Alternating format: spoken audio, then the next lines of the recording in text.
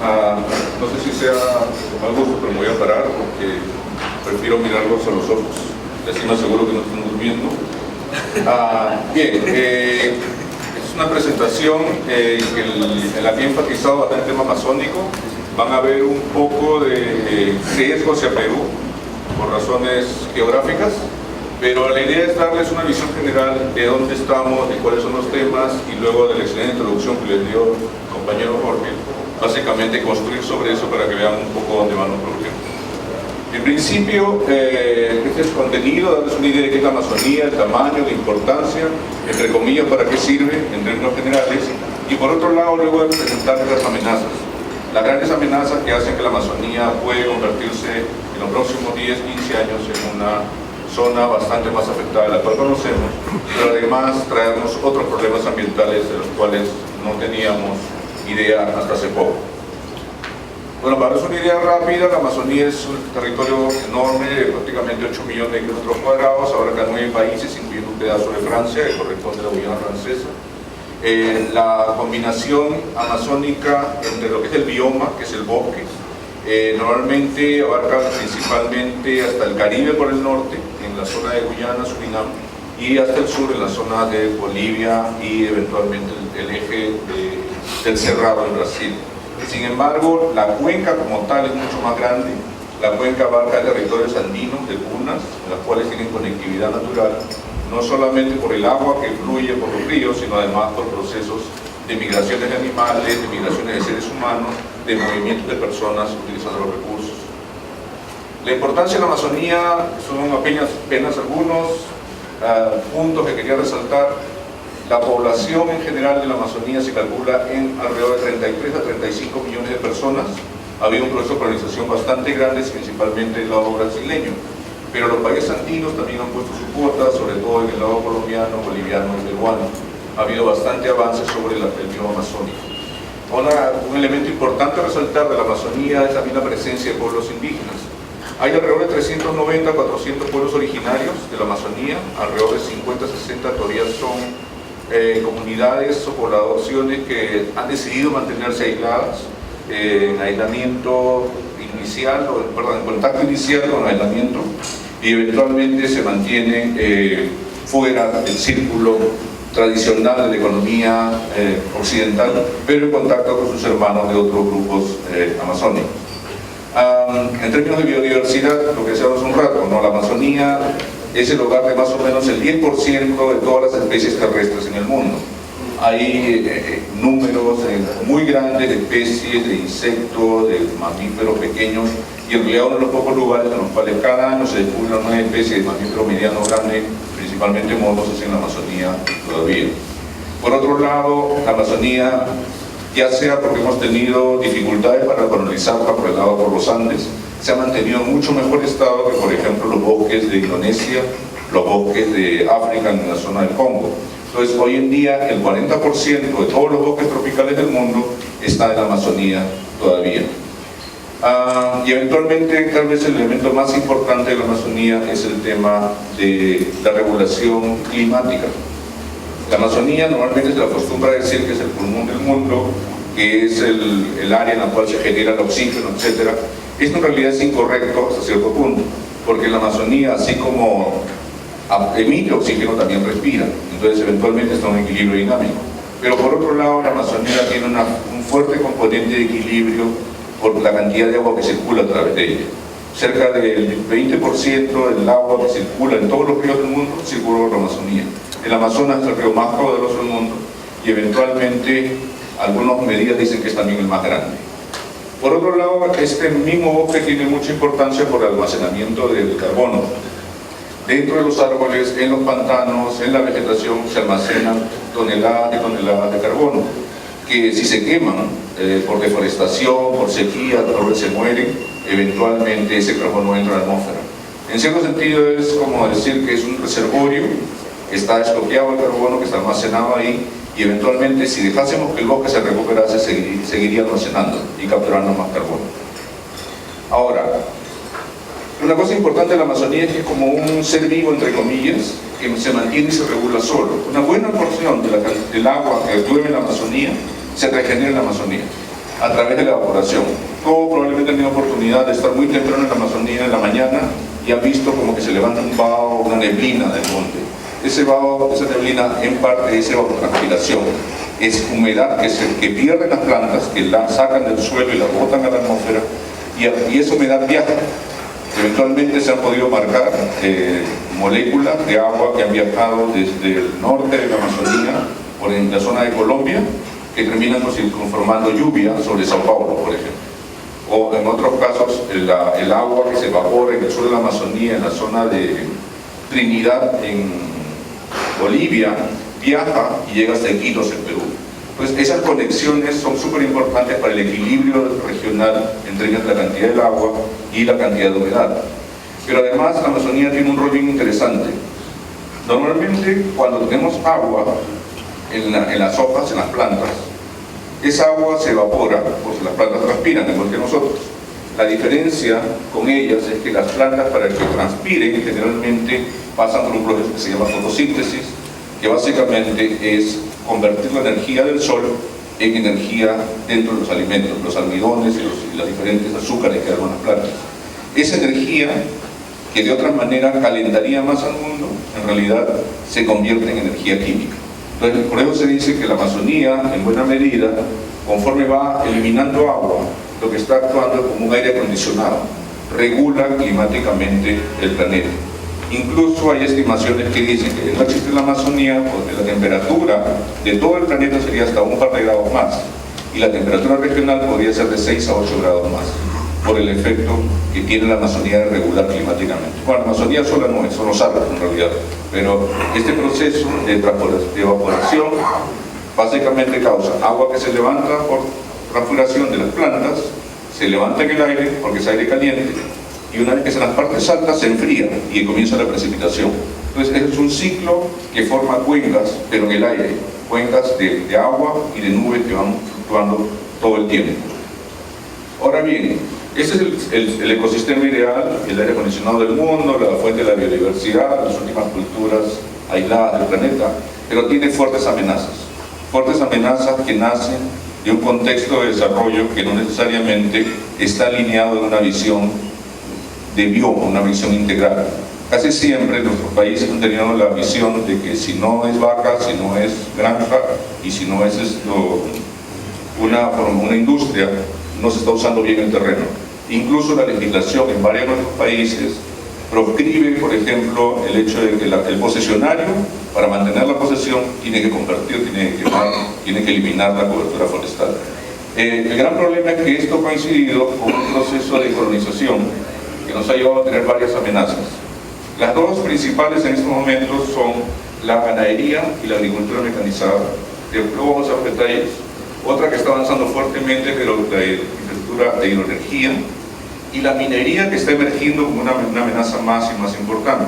Hoy en día la minería principalmente son cosas muy aisladas en la Amazonía, en la parte baja. La minería de oro, por ejemplo, aluvial en el norte de Brasil y el sur de Surinam y Guayana Francesa, son importantes, en Perú también, pero no hay una minería extensa aún avanzando en la Amazonía. La única minería que hay en estos momentos grande es la minería de carbón y la minería de no metálicos, de aluminio en el suroeste de Brasil. Estas cuatro amenazas principales coinciden a su vez con un set de 4 a 5 amenazas menores. Ahora, menores es un concepto que tiene que ver con la escala espacial. En algunos lugares, por ejemplo, la extracción de hidrocarburos es un problema muy serio. En el norte de Perú, en Ecuador, eventualmente está teniendo problemas serios relacionados con las operaciones de hidrocarburos. En otras zonas, Brasil prácticamente no tiene problemas, salvo Uruguay, que en algún momento tuvo problemas por el gas que se escapó, pero generalmente no hay problemas grandes. En otras regiones la sobreexplotación de recursos acuáticos es casi inexistente, mientras que en otras, como por ejemplo en la zona de Iquitos, Manaos, Tabatingas, la presión sobre los recursos hidrobiológicos es muy grande y eventualmente causa problemas en la distribución de especies. La ganadería es la mayor amenaza en términos históricos para la Amazonía. En líneas generales, el 80% de la deforestación que ocurrió en la Amazonía se debe a la ganadería. Principalmente en Brasil, pero está avanzando muy fuerte en Colombia, en el sur, en la Chiquitanía, sobre Bolivia, está avanzando lentamente, pero avanzando también, En el Perú no hemos tenido mucho éxito, pero con las carreteras grandes que tenemos en el caso en el sur y en el centro del país, hay un fuerte potencial de expansión de ganadería extensiva, porque hasta ahora mucha de nuestra ganadería ha sido de avance pequeñito, de pequeñas haciendas individuales. En Brasil los propietarios son de decenas de miles de cabezas de ganado. En Acre, en la zona de Rondônia, esto ha sido una fuerte causa de deforestación. Y a esto se une el hecho que mencionaba Jorge, lo escuché al llegar. O sea, no solo son vacas de mala calidad, que producen poca leche o poca carne, sino que además los pastos amazónicos tienden a ser muy pobres. Entonces se necesita más área. En vez de tener un ganado de buena calidad, con pastos mejorados, lo que se tiene al final son 200 vacas, donde podría haber en realidad 3 o 4 muy bien grandes y muy productivas, y eventualmente eso causa que se expanda más y más la producción agrícola. A esto se agrega el tema de agricultura mecanizada, que aún no lo hemos visto, al menos en la mayor parte de los países andinos todavía no lo estamos viendo, salvo Bolivia quizás, pero en Brasil es una situación muy grande, con grandes movimientos de tierra, desplazamientos, conflictos sociales, empujando a la gente, principalmente por dos cosas: soya y caña de azúcar. La soya es para alimentar el ganado, que finalmente es un ciclo vicioso y en algunos casos también se exporta. La caña de azúcar tiene una lógica más de agrocombustible, lo de biocombustible que le dicen, que ya entenderán ustedes que tampoco es muy bueno ambientalmente. En el caso de los países andinos, lo que se está dando muy fuerte hoy en día es también la palma aceitera y la caña de azúcar. En las zonas del sur del país ya hay algunos intentos de poner caña de azúcar, y en el Perú recientemente hemos tenido intentos de, bueno, está avanzando la región del norte de Iquitos para tener palma aceitera. En Colombia ya hay palma aceitera muy fuertemente expandida, y en Brasil está avanzando también un proyecto muy grande con financiamiento de Malasia en la zona de Manaus, sobre la región, el estado de Amazonas. Entonces, estas amenazas son las que van a dar que hablar, entre comillas, y las que van a tener mayor impacto en deforestación. Ahora, si hablamos de deforestación, y vamos a ver este es un modelo de deforestación que hicieron en Brasil, que básicamente permite ver la expansión de las carreteras año a año, pero además ver cómo la expansión de las carreteras va causando deforestación. Estos modelos obviamente son modelos matemáticos con sus imperfecciones, pero nos permiten darnos una idea de cómo podrían ser los impactos de la deforestación en diferentes lugares. Eventualmente les voy a dejar la presentación, así que lo van a poder ver con más detalle, pero sí es posible ver ya en algunas zonas, sobre todo cuando se habla de esta Cruzeiro do Sul o la colonización en la zona de Pasto Mocoa en Colombia, cómo paulatinamente se va perdiendo más y más bosque. En general, las estimaciones son bastante graves. Este es un ejemplo de lo que sería, si no me equivoco, el 2050. En el caso de Perú, con un sistema carreteros, como quien dice, lo que pudiera pasar. Así, digamos, el escenario sin traer muchas inversiones. O sea, esto es sino China, por ejemplo, ¿no? Porque eventualmente inversiones chinas, inversiones de Malasia, que están a la puerta de la esquina en el caso peruano, o en el caso colombiano, sí traerían consecuencias un poco más graves, probablemente con expansiones mucho más agresivas. Entonces, esto tiene obviamente impactos en la calidad de vida de la gente, impactos en el balance de carbono de la región y eventualmente en las emisiones, lo que hablábamos más temprano, pero también tiene impactos en pérdida de biodiversidad. Otra amenaza que está avanzando rápidamente es el tema de la energía, represas. Es decir, las represas son necesarias, son energías limpias, entre comillas, pero en los últimos años hemos ido descubriendo que no son tan limpias como pensábamos. Hay varios elementos a tomar en cuenta. Por un lado, que la Amazonía tiene aparentemente una enorme capacidad. Usted mira, la Amazonía está llena de agua, entonces uno dice, bueno, pongo una represa cualquier río y eventualmente tengo energía. Pero la Amazonía tiene dos problemas desde ese punto de vista. Uno es que como no tiene pendiente, las inundaciones tienen que ser muy extensas, y las inundaciones extensas terminan afectando casi siempre comunidades nativas, áreas protegidas o incluso centros poblados grandes. En el caso, por ejemplo, de la represa de San Francisco, en el río Madeira, se tuvo que desplazar a más de 10.000 personas, en su mayoría colonos, que fueron trasladados de un lugar a otro, con todo lo que eso significa en términos de costos sociales, de hacinamiento y de relocación, incluso cultural. Ahora, por otro lado, también tiene un impacto muy fuerte en términos de calidad de vida para peces. Uno, bueno, puede pensar, ok, importan 4 pescados, pero el problema es que en la Amazonía la mayor parte de la proteína hoy en día viene de los peces, sobre todo para las comunidades ribereñas. Entonces, sí tiene un impacto relativamente grande en términos del aporte de alimentos. Y finalmente, otro elemento que hay que tomar en cuenta es para quién es la energía. Hasta hace poco, y voy a poner el ejemplo de Perú, me imagino que hay cosas similares en todos los países andino-amazónicos, teníamos proyectos en Perú. La idea de hacer 6 grandes proyectos a través de un acuerdo que el gobierno aprobó de una manera un poco transparente, por decirlo menos, que básicamente la idea era llevar la energía del sur del Perú hasta los centros de producción o los centros de consumo industrial de Brasil en el sureste, que son básicamente la zona de Sao Paulo y Río de Janeiro, lo cual no tendría nada de malo. Sin embargo, el problema es que con esa energía básicamente se disipa la necesidad de tener barreras para el desplazamiento. La energía en Brasil se usa básicamente para 3 cosas en la Amazonía: ganadería, para hacer frigoríficos, mantener energía para frigoríficos; 2, aserraderos; y 3, industrias de transformación, principalmente cemento, carbono y no me acuerdo si la otra es arcillas. Básicamente la energía es para eso. Entonces, cualquier exceso, entre comillas, de energía va a servir para que sigan colonizando y ampliando más la frontera. Eventualmente, conforme se van llenando los ríos, uno va a ir avanzando más y más.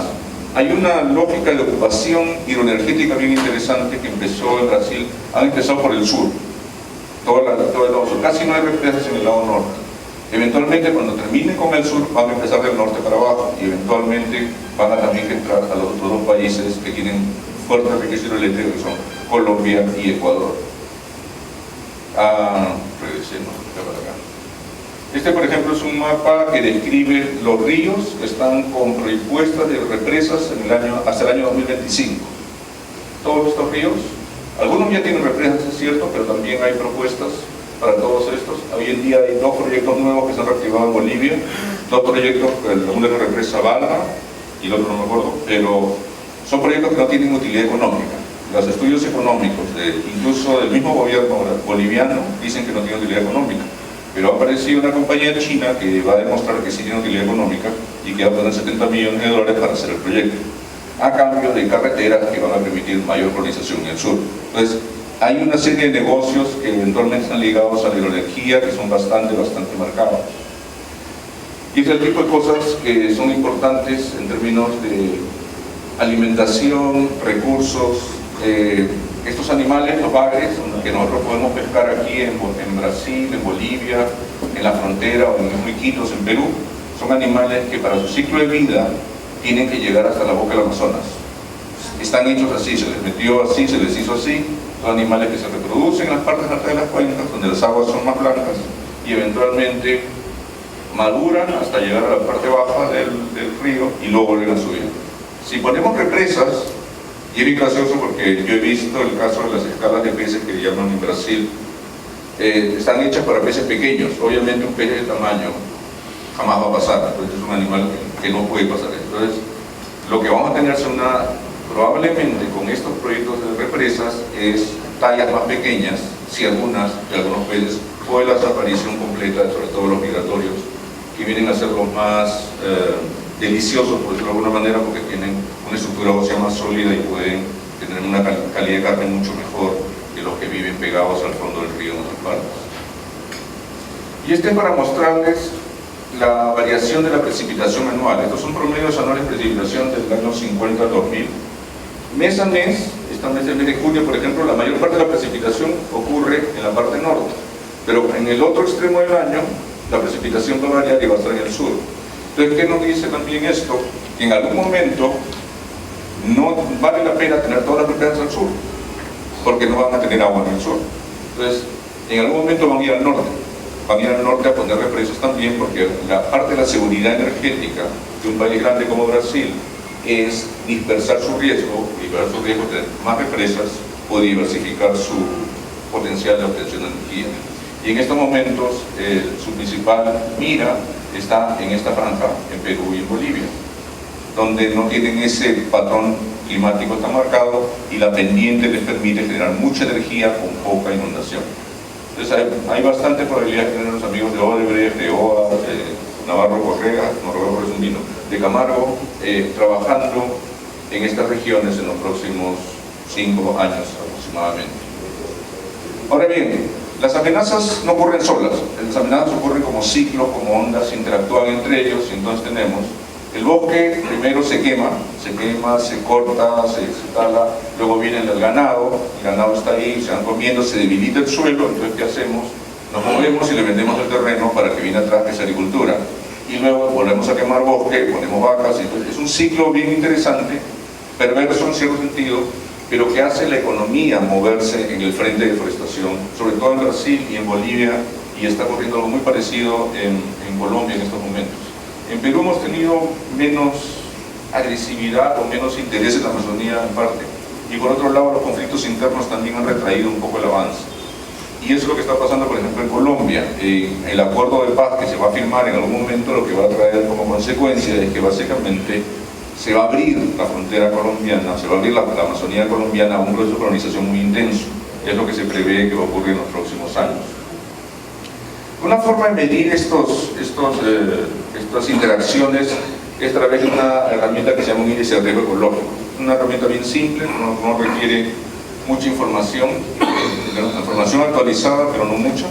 Entonces básicamente se combina a través de información de agricultura, ganadería, etc. De modo que al final uno puede tener mapas como este. Este es el caso de la agricultura, en el cual se mide en algún sentido la intensidad de la agricultura en diferentes zonas de la Amazonía. Tenemos mapas para agricultura, etcétera, etcétera. Este es para la deforestación en sí, que básicamente es centrada en el sur del Brasil, sudeste de Brasil, a lo largo de las grandes carreteras y en los países andinos sobre el margen de ocupación territorial. Y este es un mapa que integra todo.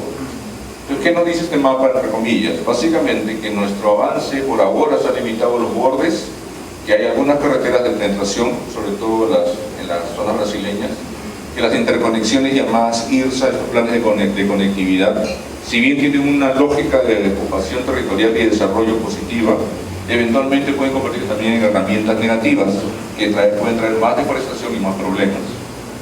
Entonces, en todo ese contexto, este es el caso de Perú, para el caso nacional principalmente, en ese contexto encima tenemos el cambio climático, porque hasta ahora no hemos hablado del cambio climático, hemos solamente hablado de las amenazas del día a día, las que generamos, las que están en nuestro control. El cambio climático es algo que, como ya saben, les explicaba la mañana Jorge, tiene una entrada de arriba hacia abajo, con un potencial de interacción muy fuerte con las demás amenazas. Obviamente el cambio climático afecta todos los valores de lo que hemos estado viendo hasta ahora. Hoy en día ya tenemos evidencia que la Amazonía se ha calentado. La Amazonía alrededor de 0.6 grados centígrados, unos datos ya recolectados por estaciones en toda la Amazonía. El norte de la Amazonía es ahora más seco. Hay evidencias ya de datos que dicen el norte, hablando digamos encima de la línea ecuatorial, básicamente Ecuador, Colombia, las Guyanas, tiende a ser más seco que año tras año. Hemos tenido dos super sequías en la Amazonía, el año 2005 y el año 2010. Lo más gracioso, entre comillas, es que el año 2005, cuando ocurrió la gran sequía, todos los expertos dijeron que esta es una sequía que ocurre solo una vez en un siglo. 5 años después teníamos la segunda. Entonces, hoy en día realmente es interesante ver que el patrón de clima al que estábamos acostumbrados ha cambiado a tal punto que incluso se ven efectos ya graves en algunas áreas. Impactos muy simples que pueden parecer esto del libro, por ejemplo. El camu camu, que es una planta que crece al borde de los ríos, requiere estar inundada para su proceso de fructificación. Cuando hay sequía, simplemente el fruto se pasma o se pierde. En otras zonas hemos tenido casos como, por ejemplo, sequías intensas que básicamente no hay comunicación. O sea, la sequía ocurre de tal manera que ustedes saben que las carreteras los ríos son las carreteras de la Amazonía, baja totalmente el nivel, no hay forma de comunicarse, y entonces el gobierno tiene que llevar víveres y agua en helicóptero. Entonces, una de las ironías de una Amazonía seca es precisamente eso, que los servicios que damos como gratuitos, que recibimos prácticamente del cielo, simplemente dejan de ocurrir, y eso es lo que es terriblemente difícil de aceptar en estas condiciones. Y el otro tema que está ocurriendo, sobre todo en el sur de Brasil, ya de manera demostrada en algunos casos, es cómo cambian los ecosistemas. O sea, donde teníamos un bosque donde tenía una productividad de ciertas plantas, epífitas, medicinales, a través de los años con estas sequías se comienza a convertir en otro tipo de bosque, un bosque más seco, un bosque en el cual predominan, por ejemplo, las plantas más leñosas, las más resistentes a las sequías, las que tienen menor valor nutricional, las que tienen más sales y por eso son menos palatables para los animales que comen de ellas. Entonces, eso paulatinamente va causando una expansión del bosque, perdón, una disminución del bosque, una expansión de lo que llaman la sabana, muy parecida a la sabana africana, muy parecida incluso al cerrado, con la diferencia de que no tiene la característica de suelo profundo que tiene el cerrado. Entonces, estos son datos reales tomados a través de varias estaciones. Las zonas naranjas son áreas en las cuales ha habido incrementos de hasta 1.5 o 2 grados. Las zonas rojas son áreas donde hemos tenido casi 3 a 4 grados de incremento. Obviamente hay zonas blancas porque no hay suficientes datos, o sea, son datos reales de estaciones, no es ningún modelo, no es un invento. Pero en general, toda la Amazonía se está calentando por encima de medio grado. Medio grado más, uno puede pensar, bueno, medio grado más, me pongo una camisa más delgada o ando en bermudas, pero medio grado más tiene mucha implicación, por ejemplo, para lo que es evaporación, para el balance de agua. Cultivos que están acostumbrados a cierta cantidad de agua durante el año, sencillamente colapsan. O por otro lado, lo que está pasando en Brasil, cada año, conforme esta zona es más seca, les da una oportunidad para tener una segunda zafra en azúcar. Y en algunos lugares ya tienen 3. O sea, antes solo tenían una al año, la anual, ahora tienen una pequeñita que se llama la safriña, y eventualmente, como es más seco, les permite ir mejorando su condición de cultivo y tener azúcar, porque la ventaja del azúcar es que hay un periodo de seca para que se cristalice, entre comillas, el carbohidrato dentro de la planta. Si con mayor sequedad, mejor para la caña de azúcar. Entonces lo que tenemos aquí también es que probablemente si esto se va secando más, va a ser más fácil colonizarlo en el futuro, va a ser más fácil avanzar. Antes teníamos el problema de, con fuertes lluvias, el ganado no avanzaba, el ganado no podía colonizarse porque el ganado básicamente tiene problemas en las patas. O sea, ahí la gusanera, no sé cuántos. Entonces se curaba con algunas vacunas, se curaba con algunas cosas, con algunas medicinas, pero es caro. Conforme se seca, el ganado puede avanzar más, entonces ya no es necesario tener tanto cuidado sanitario y eso permite una mayor colonización.